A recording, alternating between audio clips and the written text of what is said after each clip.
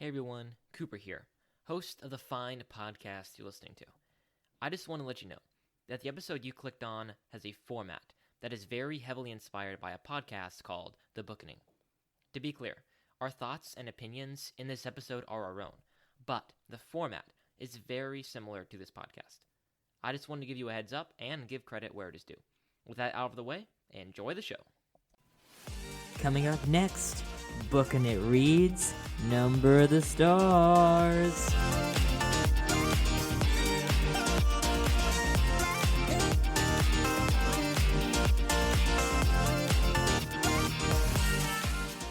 Hi everyone, and thanks for listening. I'm your humble and eloquent host, Cooper Cobbs. Joining me today are our three panelists, Matthew Killingsworth, Howdy. Tanner Lewis, Hello. and Isaiah Rasky. Hi. Well, this week, guys, we got something new for you. We're doing something we didn't do with the two Oppid episodes. We're going to do some background on biography. So, Matthew, why don't you go ahead and take it away? Howdy, everybody, again. I'm here to talk about Lois Lowery. Just give you a few facts about her. So, to start it off, she was born on March 20th, 1937, in Honolulu, Hawaii. Her parents, who were named Gordon and Catherine, named her Sina after her Norwegian grandma. But the funny thing about that story, is that her grandma ended up writing to her parents to get her to change her name to an American name because she didn't want her to have a Norwegian name when she lived in America. She had two siblings, an older sis and a younger brother.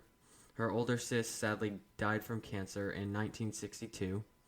Her family moved many times during her childhood because of her dad's job. She moved all around the U.S. and even once to Japan. She went to school during her teen years and eventually married Donald Gray Lowry, who was a U.S. Navy officer. She got her degree in English literature while simultaneously raising 4 kids. She wrote her first book in 1977 called A Summer to Die at the age of 40. She then divorced her husband that very same year. And for the rest of her life after that, she wrote numerous books, in fact, over 40 books, which is a lot. And that's all I have about Lois Lowery. Gosh, I mean, it's only been like 40 years, and she's written 40 books. That's a lot. I'm not going to churn out those. Alrighty, well, let's hop right into baggage. So, Matthew, we'll start with Isaiah. Isaiah, where did you first hear about this book? What were your first experiences with this? So I'd never heard of this book until 7th grade when I had to read it for school. And then, yeah, it's a pretty good book. Nice. Tanner, what about you?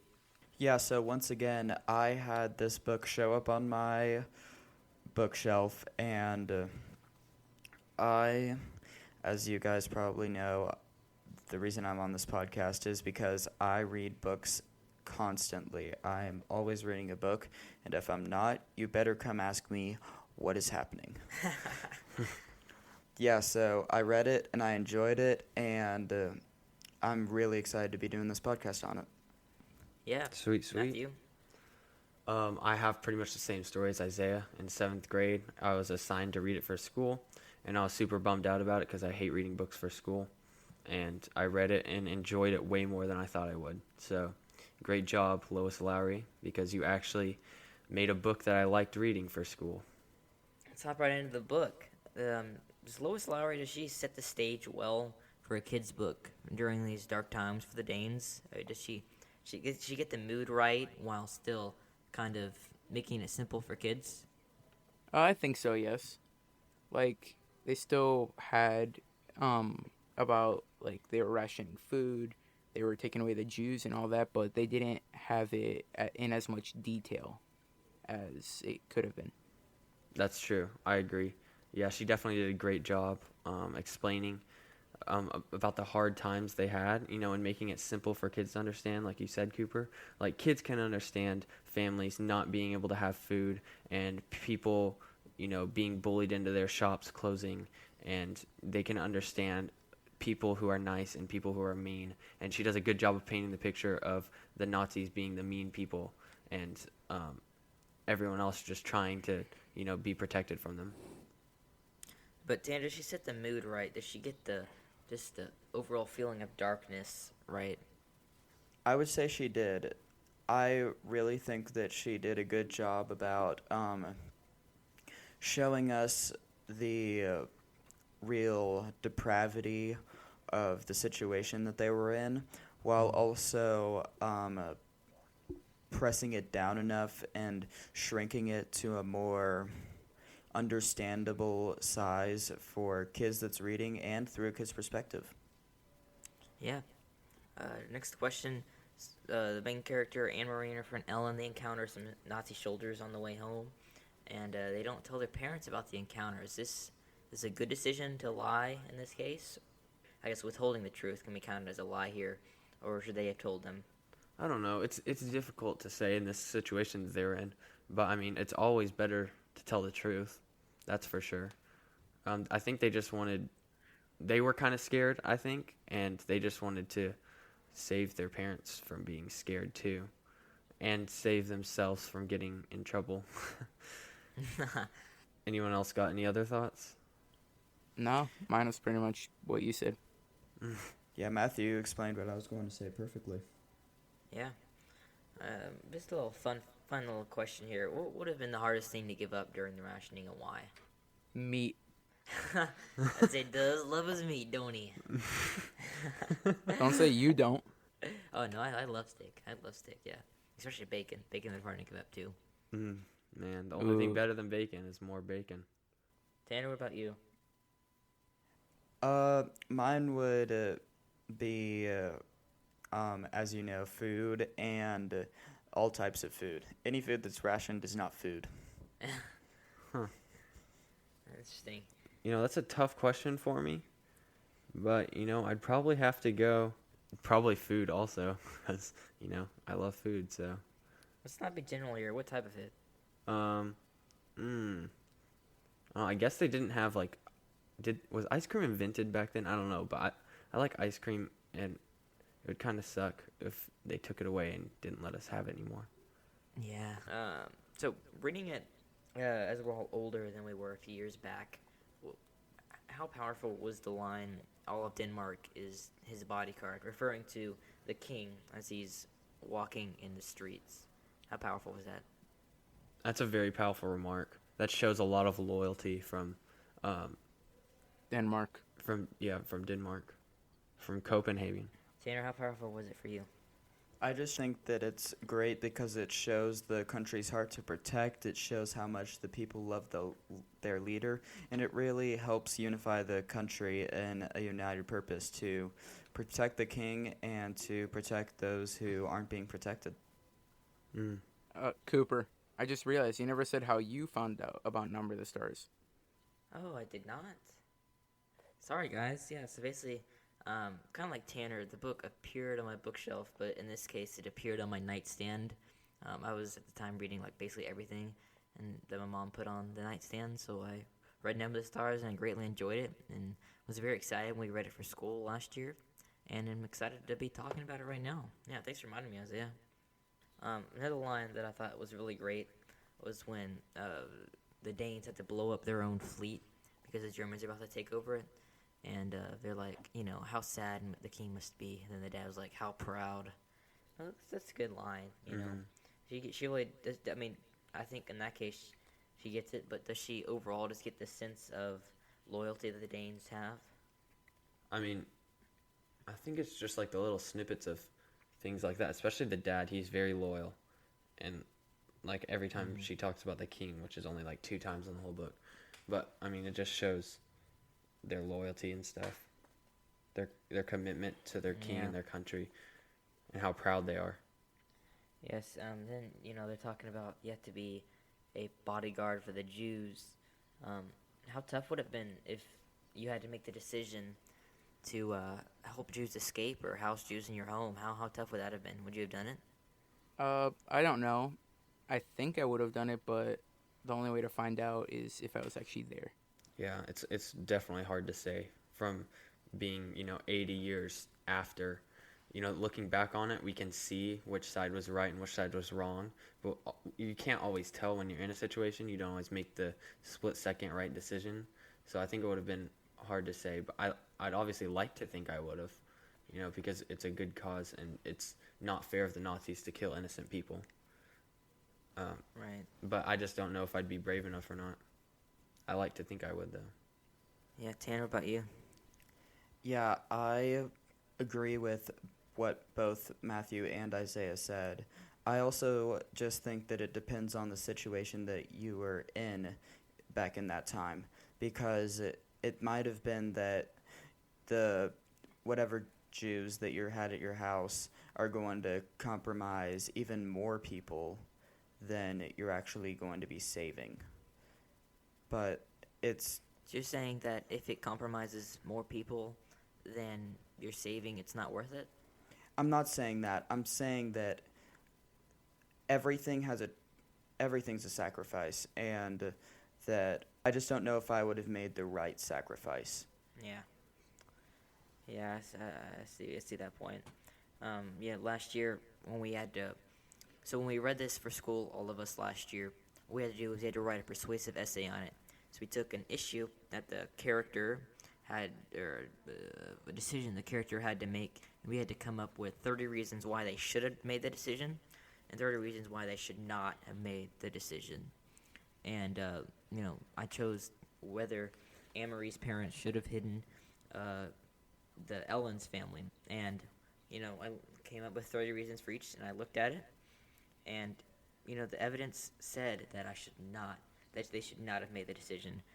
But then I decided to go with the A just because of the truth, it's doing the right thing. Like everybody said, you're not going to know till you're in that decision. I just remember that line from The Hiding Place. Such a great book, guys. I recommend The Hiding Place to everybody. But in there's a line where she's talking about, I don't know if I could do, I don't know, what was she talking about when she said this line? Oh, I don't know if I could be persecuted. And the father said, when do I give you the train ticket when we get on the train? And she said, right before we board. He says the same way with our Heavenly Father. He gives you the strength that you need at the right time. And so I just think that, I think all of us being, Christians, that I think we would have had the strength to do it because we had the Lord on our side.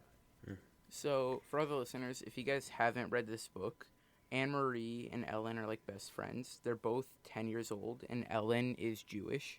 This is about 3 years into World War II in Denmark. Right.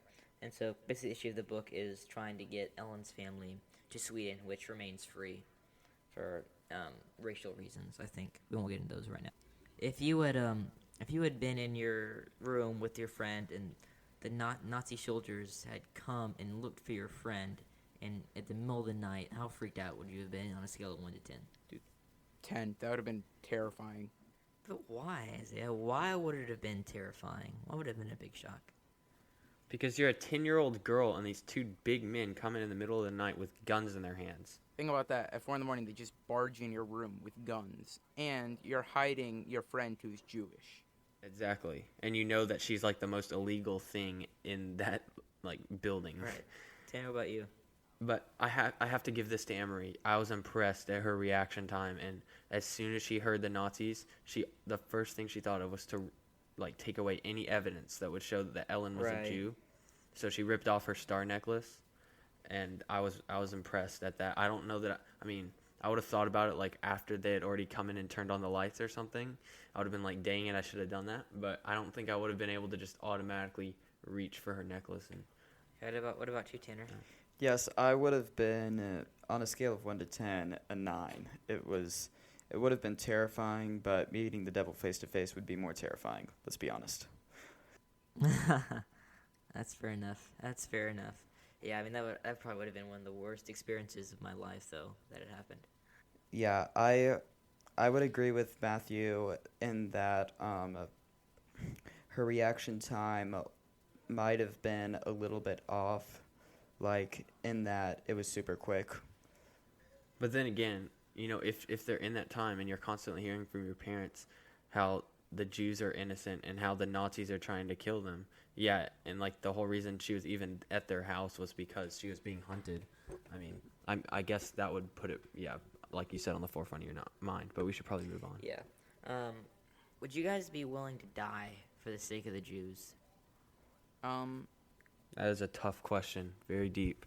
I don't know. Yeah. I mean, I'd like to say I would, but I have no idea because I never had that like option or choice. I wasn't actually there to, like, never had to think about that before or anything. These are tough questions to answer in this time. I mean, I think I would do what I felt like God was calling me to do in that moment, you know? Like, I don't know. I mean, I'm not saying it would be the better option for me to live and several Jews to get killed, but God might have some reason, and I don't know. I don't always know what his reasons are. So if he, if I knew that I was a sacrifice for a greater cause, for lots of people to live, then I probably would. But if I knew God had something important for me to do, and that he needed me to do, something else, I don't know. That sounds lame. It sounds like I'm trying to make excuses or something to like get out of it. But I don't know. It would just really depend in the moment. I would. I think it would be, as I think about it, I think it would be more Christ-like to die for the sake of somebody else to live than to let somebody else die for me. But then wouldn't the Jews have somebody else die so they could save them? Oh, I see. So you word that kind of. So you mean like you'd rather die to save someone else than to save your own skin and have someone else die? It's more Christ-like to die as Christ and to live as gain. All right. Sorry. Right. But is it at all concerning that in this book they almost never really struggle with the thought of lying to protect the Jews? I mean, was that at all a thought to you guys? I mean, yeah. I mean, we can compare this. I don't want to get completely off topic, but we can compare this again to The Hiding Place, which is a book, for those of you who don't know, by Corrie ten Boom. Great book about the Holocaust period. Definitely longer than this book. Definitely a more mature book. Highly recommend it. They really struggle with the thought of lying, and I think it's Corey, right, that never lies, or her sister. Yeah. Betsy will not lie. No. Her other was it her sister-in-law? No, I thought it was Betsy. No. Well, anyways, that's not important. It's basically about them protecting Jews in their house, and they have tons of Jews, and they're just constantly trying to hide them, and that's like basically becomes their full-time job for a long time, and they really struggle with the thought of lying and being dishonest because they know it's wrong, but they have to decide what's better, to save people's lives or to lie to people who are trying to kill people. So it's always been a debate in our class when we've read these types of books, and it's always definitely something good to think about. But I don't know, it's really just a tough decision. One person literally lies in the book and gets Jews captured. And they get really mad at her, but then she said that God told her that that it would be all right, and literally all the Jews end up escaping from the prison. You mean she didn't lie? No, she did not lie. You're right. And all the Jews got captured, but they all escaped. So, because God told her that lying is wrong, and if you don't lie, if you just trust me, things will work out. And they eventually did, and every single one of those Jews that she didn't lie about ended up escaping and being free. So it was very powerful. So did you guys enjoy the little code segment that we got there? I mean, it was kind of fun, I guess, but in The Hiding Place to do that too, so it wasn't that new. But did you enjoy that? Yeah, it was pretty cool. I wish they would have done more, or Lois Lowery would have done more with it, though. I mean, she kind of did. The weather's right for fishing and all that. Yeah, the codes and stuff. Yeah. Yeah, I like how they put a little bit of it in. I mean, I thought it was really cool, like, especially in The Hiding Place, like the whole idea of their codes and like how they figured out how to work stuff and how the whole net of trusted people and untrusted people and stuff. But I guess it was a book for younger audiences. This book was Number the Stars, and I think they put enough. I think she put enough in for the audience it was directed at. Yeah.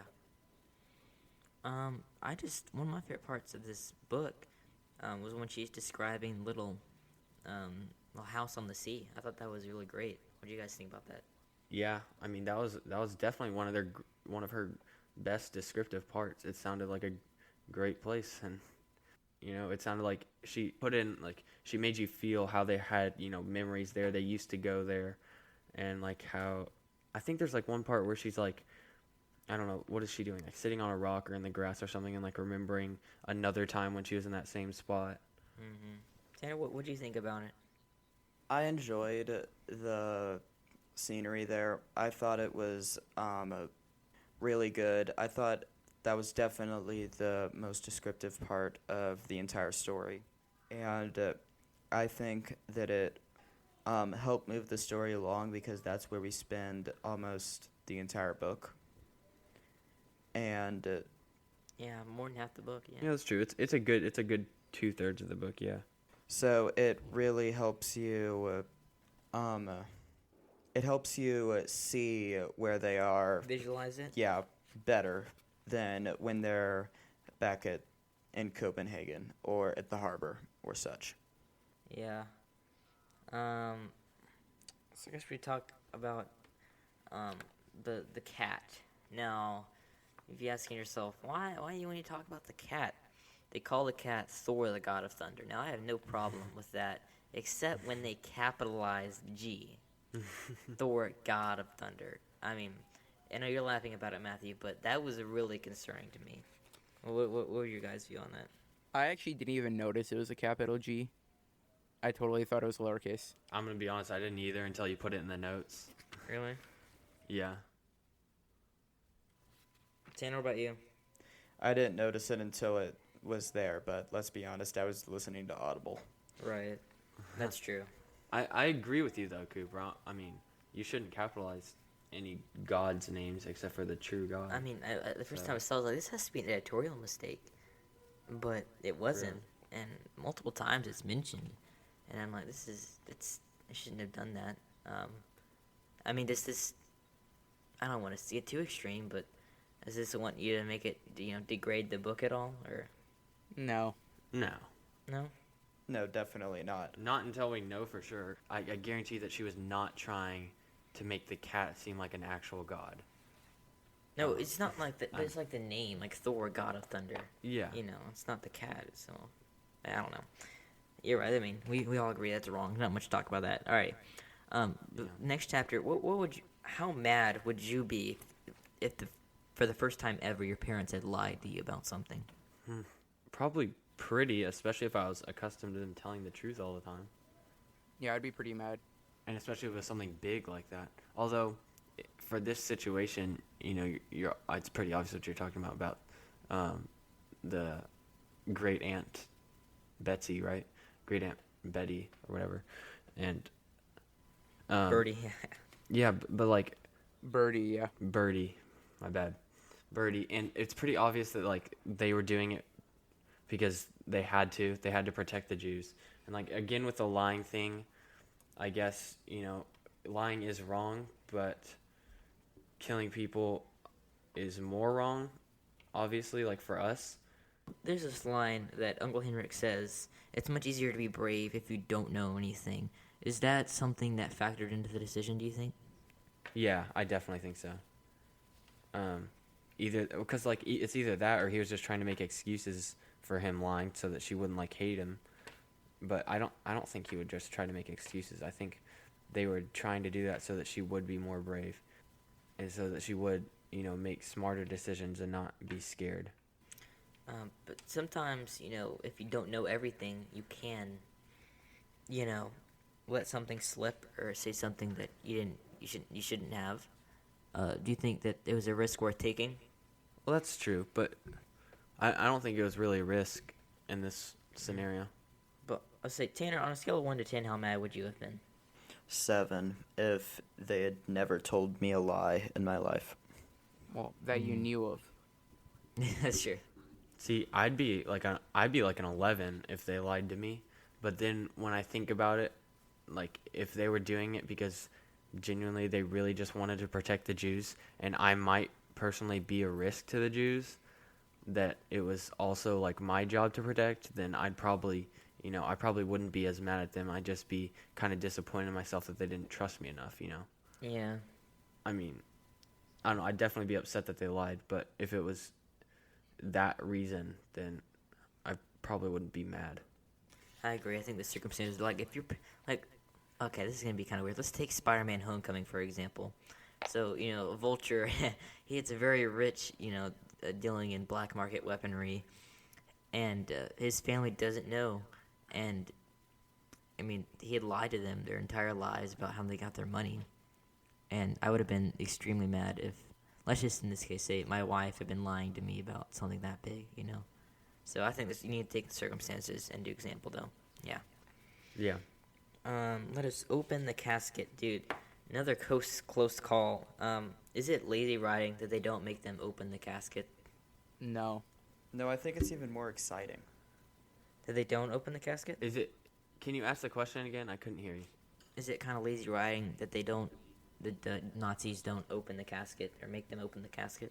No, I don't think so at all. Explain yourself. I mean, if you were them and you heard that they had a disease that could still be very contagious, would you open the casket? No, but I'm saying, I guess. No, Isaiah, what he's saying is, did Lois Lowery, did she just kind of, skim off and just make it easier on herself for writing it? And I don't think that's true. I don't think that's what happened.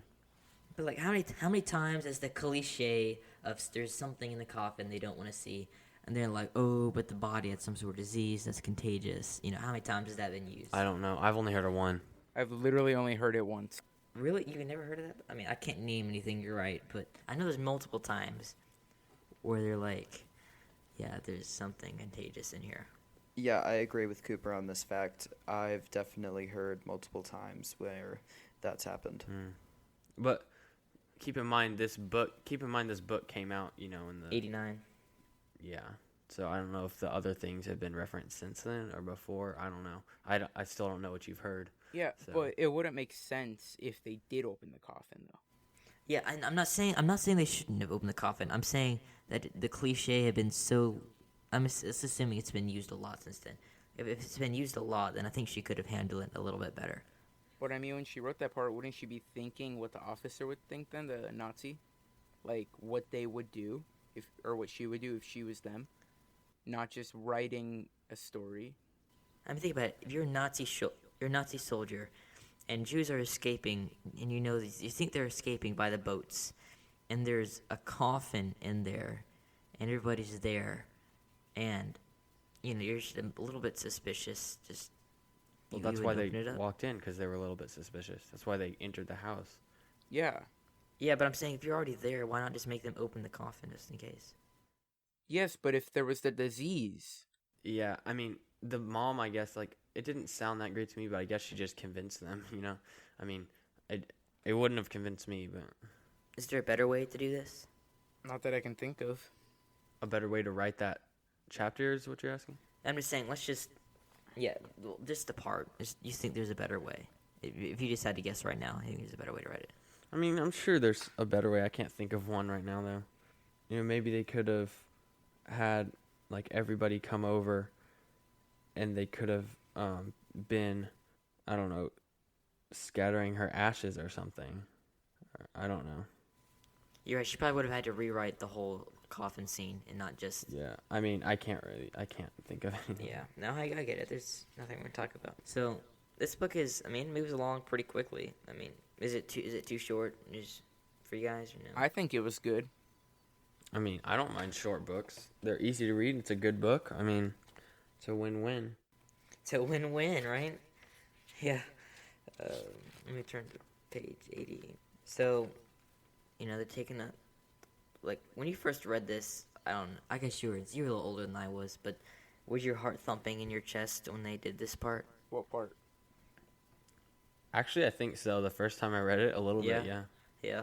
A little, but not much. Yeah, that's how I feel. Did she kind of set the mood for that? Definitely. Lois Lowery, I mean? Yeah, I think she said it well. I think she set the mood well. I think that it was very well written, and you were on the edge of your seat, but I don't think she did it because, once again, kids book, you're not on the edge of your seat so Right. much. I mean, did you have the back of your mind at all, like, this is a real story, it's not going to end where they get caught, you know? Was that in the back of your mind at all? Actually, I don't think I knew it was a real story Same. before like the first time I read it. But like even Cooper, even like in real stories or like, you know, well-written fiction stories, somebody dies. You know, they got to make it seem like they're at the bottom. They got to make it seem like they're at rock bottom before they win. You know, so I didn't know. I didn't know who they were going to, you know. I knew someone was going to survive and eventually the Jews were going to win because obviously like World War II, I know what happens, but For those of you who don't know how World War II ends, we won, okay? Well, if you were Annmarie and all of a sudden, you know, you were robbed of your childhood, would you have been more mature? How would that have affected your life from then on? I have no idea. I think like she kind of had to grow up quickly, you know? Like Yeah. she had a lot of responsibilities at a young age. Yeah. So was it right when Annmarie thought that not all of the Jews' pride was gone when they're getting in the boat and they're all that stuff? What do you mean not all the Jews' pride was gone? Like, you know, the Jews, they used to be, you know, let's take this. Imagine you're a shopkeeper. You're doing fairly well for yourself. And then you have to fall in help of fishermen, and you have to hide in a compartment. You might get seasick, but your pride was still there. Do you think that's right? I probably wouldn't. I probably wouldn't be super proud, but like I'd be grateful for the people who are willing to risk their own lives and their families' lives to help me, to give me freedom. So I probably wouldn't be too worried about my own reputation and pride at that point, if you know what I'm saying. Yeah, I'd just be grateful for my life and for my family's life. That's about it. I mean, I don't think there's room in there for them to be prideful. No, I mean not like prideful, but like the sense of dignity that you have. Yeah. Yeah. Oh, well, I mean, so that's what I mean, still, like, I don't think I'd really care if I was dignified at that point or not. I just want to get to Sweden as fast as possible. Yeah. Same. All right, I think we're about to wrap up. Let me ask one last question. Do you think that Henrik's definition of brave on page 123 is a good definition? Here, Matt, you don't have your book, so I'll read it to you. He interrupted her, smiling. That's all that brave means. Not thinking about the dangers, just thinking about what you must do. Of course, when you were frightened, I was too today. But you kept your mind on what you had to do. So did I. Do you think that's a good definition of brave? I mean, yeah. I think that's pretty good. I can agree with that. You know, why do you agree with that? Like, no, I mean, maybe his wording was a little bit off. I don't know. Because I can see where you're coming from enough to where you could ask the question. But I think he meant just, like, not focusing on the dangers, not being afraid, like, have no space to be afraid, no space in your mind. Just focus on your goal and what you're supposed to do. And that's all, like, that's being brave. Just pushing the fear out and focusing on getting the job done, I think is what he's trying to say. I think he's not saying push it out of the way. It's always going to be there. But you just keep your head and you don't let it take over, I think. Is that what you think, Isaiah? Right. Right. Well, I think you could be saying, like, just do what you have to do and then think about, like, and be afraid later about it. A man's got to do what a man's got to do. Amen, brother. Alrighty, guys. Thank you so much for listening. We got to do some donor shout-outs. So, Isaiah, what would one want to do if they wanted to get a donor shout-out? So if they want to donate to us and get a shout-out, they'd have to go to patreon.com/bookinit and donate $5 a month or more to get a shout-out every episode in that month that they donate. So, Matthew, who are 2 donors? Yeah, we've got 2 donors so far. The first of which is Cooper's own grandpa. His name is Van Pappy, and we're super grateful for this guy donating to us every month. And yeah, thanks Van Pappy, we really appreciate it. The second is Lizzie, and she is donating to us this month to get the shout outs, and we're very thankful for that. So thanks, Lizzie. Thank you so much. And if you don't want to go to all the trouble, do patreon.com/booknet. We have included the link in the description below to make it super easy for you. But if you can't donate for whatever reason, make sure you subscribe so you don't miss out on our next is going to be On the Edge of the Dark Sea of Darkness, Book 1 of the Wingfeather Saga. And also, if you wouldn't mind, maybe leave us a nice 5-star review in Apple Podcasts or wherever you listen. Thank you so much for listening, guys. Until next time. I hope you guys remember, this podcast is for you.